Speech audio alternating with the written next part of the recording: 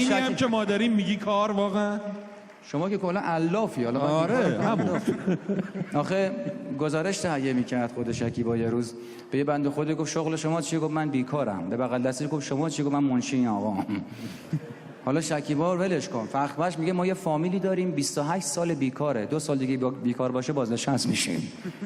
از چه شغلی من نمیدونم، از بیکاری بازنشسته میشم. خب بچه چقدر فرصت داریم؟ فرصت چقدر؟ اگر اجازه بدید ما چی میگه آقای شرافتی؟ بفرمایید. هیچ. خلاصه ما هم داریم یه کاری میکنیم، یه کاری مردم کرده باشیم، راحت بخندونیم، باشیم. شاد بشن. چرا تو هی الکی چیز میکنی؟ هیچی. به من میگه انقدر مردم رو نخندون، لبخند همیشه هم زیبا نیست، مخصوصا وقتی که سبزی لای دندونت گیر کرده باشه یا پوست تخم. چه چیزایی فکر میکنه؟ مرد حسابی فکر مثبت باشه. چشم.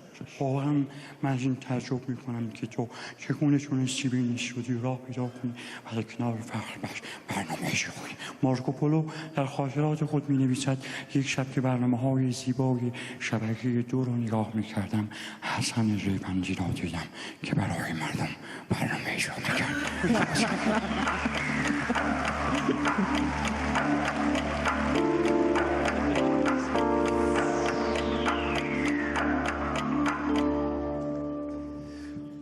منم مثل تو مات این قصم، تو هم مثل من این شب و دعوتی، درست تو همین ساعت و ثانیه سزاوار زیباترین رحمتی. تو این مثال عجیب و غریب تا بال میخواد که روشونته، تو از هر مسیری بری میرسی، تو از هر دری بگذری خونته.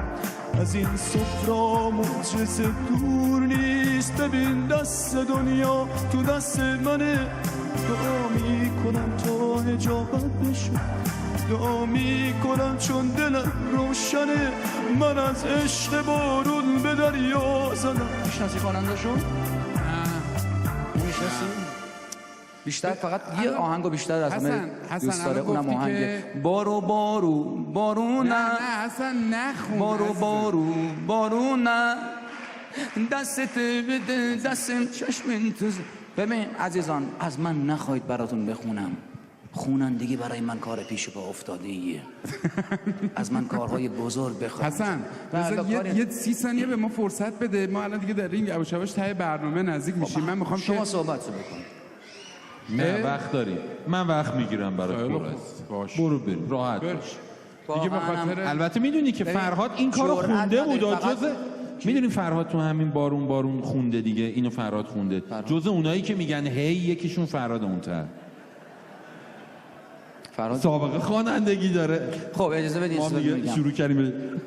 الان تو گوشی بهت گفتم بذار حسن 2-3 دقیقه دیگه برنامه اجرا کن. ببین مردم 7 دقیقه گفتم. مردای قدیم، جدی میگم، مردای قدیم خیلی هیبت و هیمنه داشتن، خیلی حرفشون تو خونه حرف بود. شما تصور کنید یه مرد در ایام قدیم تو خونه موقع شام چجوری صحبت میکرد با خانومش. زن گستاخی نکن، شام رو بیار بخوریم. مردای امروزی رو داشته باش. عزیزم امشب ظرفا با منه ها. چقدر مردا عوض. یه نمونهش خوده سیبیل میذاری اما خب یه مدل دیگه رفتار میکنی. فقط به همینش اکتفا کردی. خب چیکار کنیم ما حالا واسه دوستان؟ حسن ریوندی من این رو ازش دیدم که واقعا 1 ساعت و نیم یه صحنه رو میچرخونه. بعضی از مردم خیلی زیر و رو هن. یکی از دوستان آقای شکیبا با خانمش مشکل داشت، رفته بود کلاس مشاوره خانواده، دکتر اونجا باش صحبت کرده بود، بهش گفته بود طبق احوالاتی که من از شما دیدم و چیزهایی که گفتی متوجه شدم مشکل شما با خانمت چیه.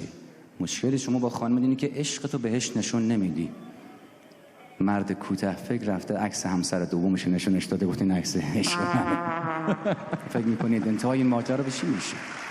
تموم میشه. شما از من نخواهید، به من اشاره نکن بخون. خوندن کاری نه. مثلا با صدا کی برات بخونم؟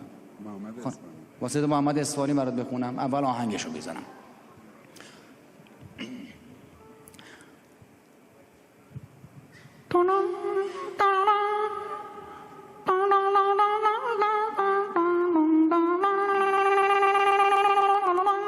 صدام گرفته الان. در همین حدم قبول داری؟ پس از یکی دیگه براتون میخونم، به شرطی که یه دست خیلی قشنگ به افتخار من بزنید که من بخوام.